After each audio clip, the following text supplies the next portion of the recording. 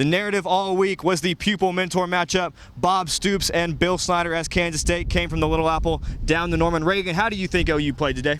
For me, it was about OU finally starting quick. All year, 6 games into the year, OU has struggled to find a way to start quick on offense.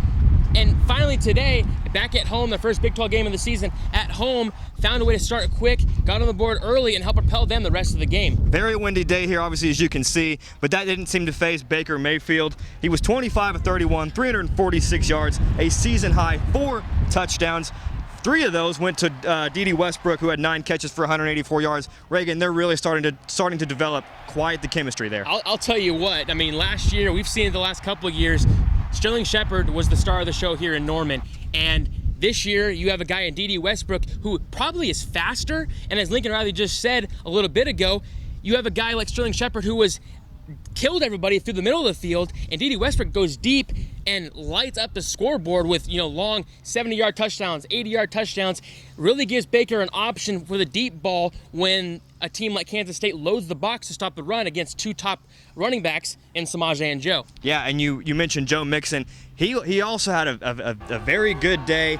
He caught a little shovel pass from Baker Mayfield for a touchdown in the end zone, and then he also threw for a touchdown. The first time OU has had a running back throw for a touchdown since Joe Washington in 1973 to Tinker Owens against Texas. What an athlete. You have a guy like Joe Mixon who is your star running back. Other than Samaje Perine, I guess it's kind of a toss-up, but Samaje goes out, Joe comes in, runs the ball well, but on top of that, gets 2 touchdowns, one through a pass, hurdles a guy, and then the other one throwing to D.D. Westbrook, the star for the last 3 weeks.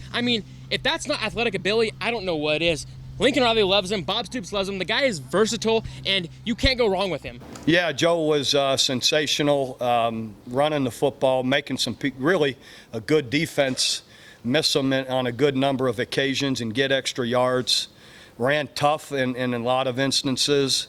Caught the ball well, had a big kickoff return. I saw that Coach Riley's play design there. As soon as I saw it, I said, oh, that's one of those. That's a score. Yeah, and then on the defensive side of the ball, they really contained Kansas State's run game, which was their MO coming into the game. They only allowed 132 yards on the ground. That's a huge credit to OU's defensive line, the way they've been able to adapt to injuries and still manage to be physical up front. I think the key has been, and it's kind of underrated, is Obo. Obo is playing well off the edge. Stryker the last couple of years has been a guy who's put pressure on the quarterback and helped the rest of the defense. And they struggled to find that first couple of games, and now with Obo finally being able to find a rhythm and get to the quarterback, he's lighting up the sack sheet. Just tearing it up.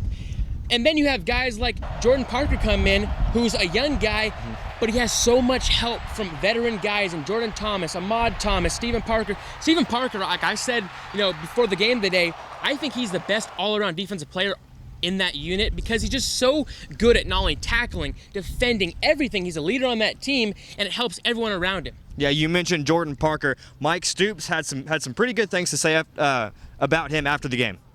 I thought he played good. It's a tough position for him to be in this league, to be in single coverage a lot, but really just pleased with his demeanor, his approach, his confidence level, and I thought he played well. Didn't give up anything big, and he's just kind of gaining his traction, and that's a tough position to be in for any freshman, but he's working hard, and it's you're going to get a lot of work in this league.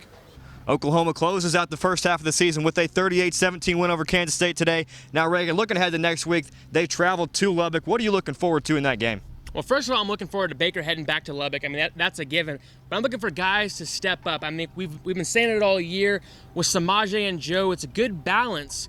But this is a game we saw last year where they ran the ball very well. And so we'll see again this year if they can do that. But also guys like, Nick Basquin.